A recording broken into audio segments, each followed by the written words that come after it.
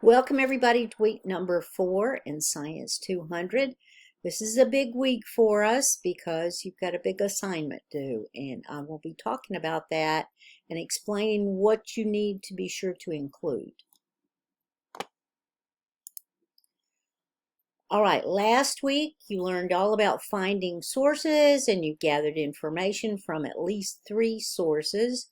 Hopefully you used the Shapiro Library. Maybe you also used PubMed. Maybe you used Google Scholar to find some scientific sources. I hope you found some good ones. I gave you some strategies about looking for them, including enough search terms, finding one good article and then looking at the references in that article to help you gather some new information. So I hope that you found good sources. We will figure this out. And this week, you're actually going to write up summaries of those. All right, this week, you're going to read chapter 4. It's all about the Flint, Michigan water incident and how people in the area were exposed to lead. But what was most devastating was the young children, including the babies who were exposed to so much lead. And those effects cannot be reversed at all. So that was a horrible situation. If you still live in that area, you drink bottled water to this day. So that's an interesting case, and the reason that it's included is because there are different ways to communicate your information depending on the audience that you're presenting to. So that is really, really important. In my career in science, I've been teaching for a very long time because I love it, because I love teaching. But I have taught everyone from preschool classes all the way through middle school, high school students, college students. I've taught college students the most. I've presented to medical doctors. I've presented to my colleagues. I've presented to people in education, to different medical groups like surgical technicians, nurses, etc. I've also given presentations to people who live in a nursing home. With that being said, I have presented to a lot of different audiences.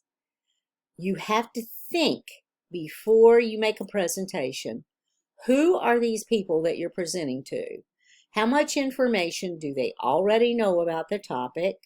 What are going to be their questions? What's going to be their viewpoint on your information? You need to think that through because they're going to have questions, and you should think about this beforehand so you have answers to those questions.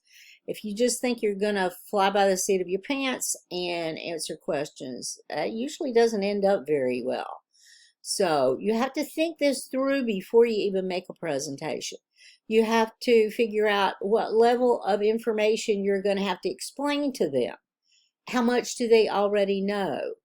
Do they have biases going into this? Do they already have a viewpoint? They're totally against what you're talking about. Are you going to have to convince them about something? So figuring out who your audience is tremendously important to a successful presentation. And you've got to figure out strategies to help your audience understand your information and understand your presentation of it to them. And like I said, you have to anticipate what they're going to think and what questions they're going to have. So this week you're going to learn about levels of science communication, beginning with scholarly research articles, which you should have been looking up last week. I hope you did that. The next level down would be review articles. I always love review articles, especially if I'm delving into a new topic, because a scientist who is an expert in that subject has compiled a bunch of information from lots of different sources about this topic and put them together in a way that makes sense. They're explaining this to you through the work of all the other scientists. So it's really good to look at review articles. All the way down to news articles, and there's everything in between. There are science magazines, like Scientific American, that is a popular kind of magazine that talks about science issues to the general public who is interested in science.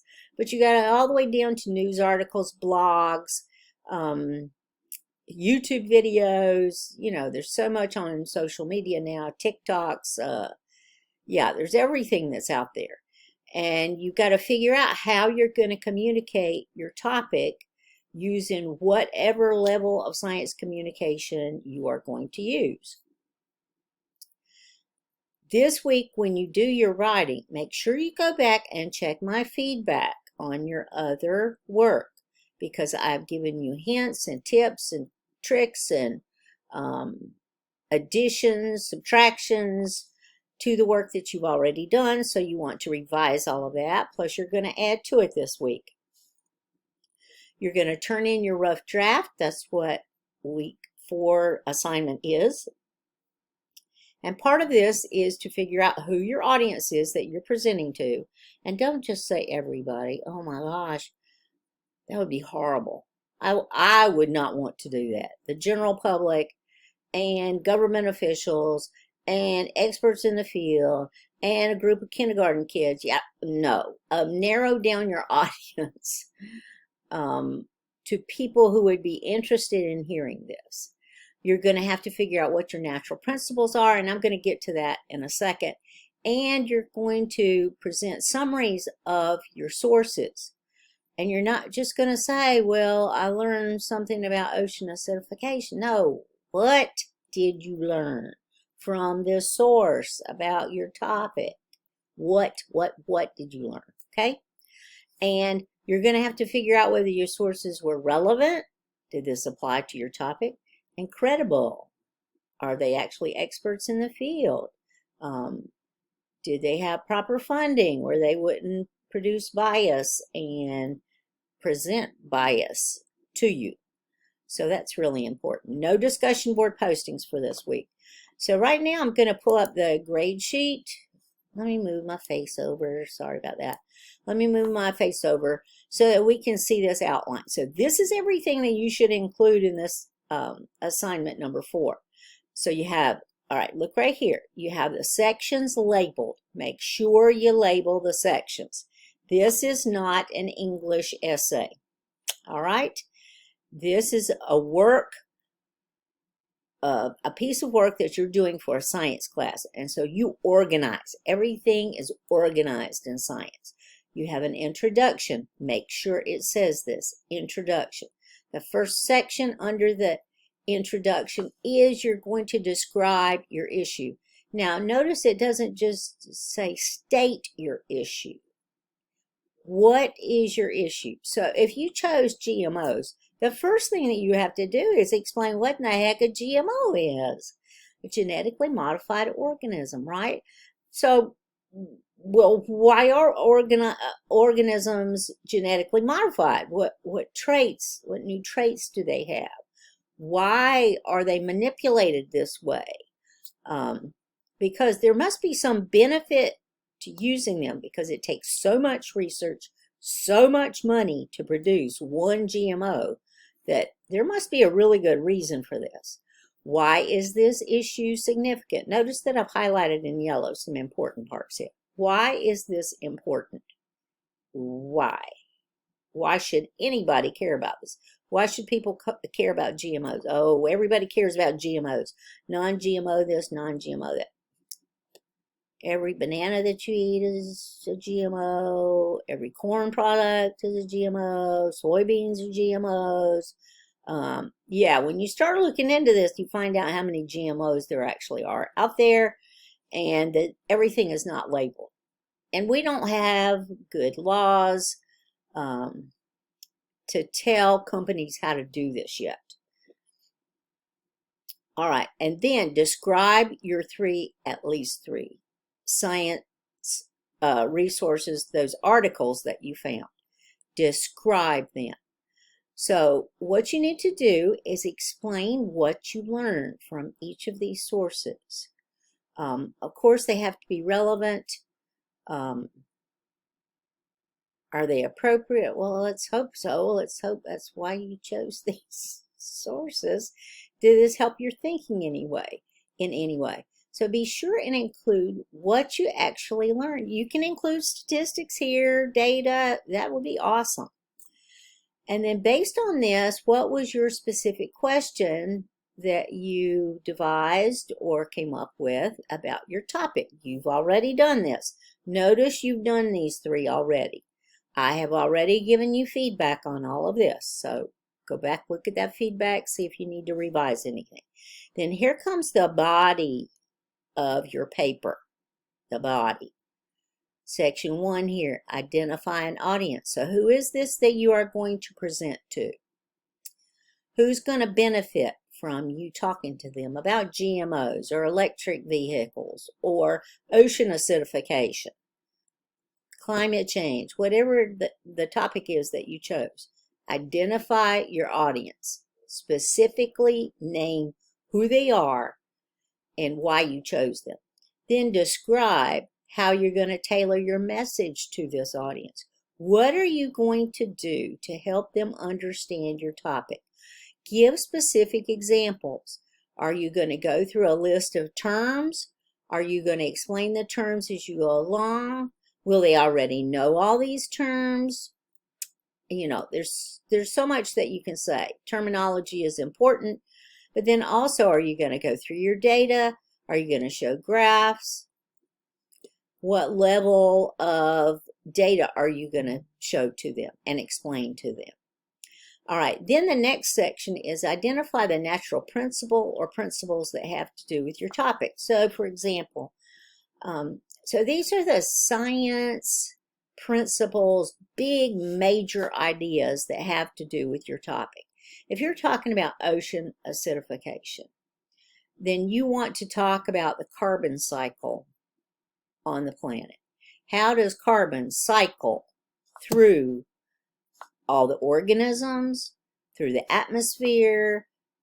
It's taken up by photosynthesis. You're going to include that. So the carbon cycle is really important because those excessive carbon dioxide emissions are what are creating ocean acidification. They're changing the pH of the ocean water. They're lowering it, and this is causing damage to marine life. If your topic is electric vehicles, then you want to talk about energy sources, right? How different energy sources are used and how we use those energy sources to provide power to us in the form of vehicles, moving us around in transportation. So identify your natural science principles.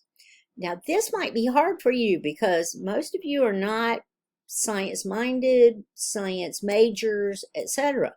If you find that you are stumped, all you have to do is email me. I promise I will help you. I'll give you suggestions. I'll give you ideas for what you can include here. And then explain how your scientific principle or principles applies to your question. So like I said, with the carbon cycle, you're talking about the carbon cycle with ocean acidification because carbon dioxide is what's causing the problem with lowering the pH of ocean water. So that's, you would explain that. All right. So all these sections down here are brand new. The ones up here in the introduction, you've already written, you've already produced, and you're going to include all of these in assignment 4. And then finally, if you get stumped, please ask for help. That's why I'm here. I've been doing science for a long time. I can help you. I promise. I can help you figure it out, whatever it is that you're having trouble with. If you're not sure about something, if you're not sure about your audience, if you're not sure about your science sources and what they have explained to you, if you're not sure about those natural science principles, I can help you with it. I'm here to help clarify the information. I'm here to help you work your way through this project. All right? So please do call on me if you need me. That's why I'm here. That's why I keep teaching, because I love to help. All right, with that being said, I hope that you have a wonderful week number 4.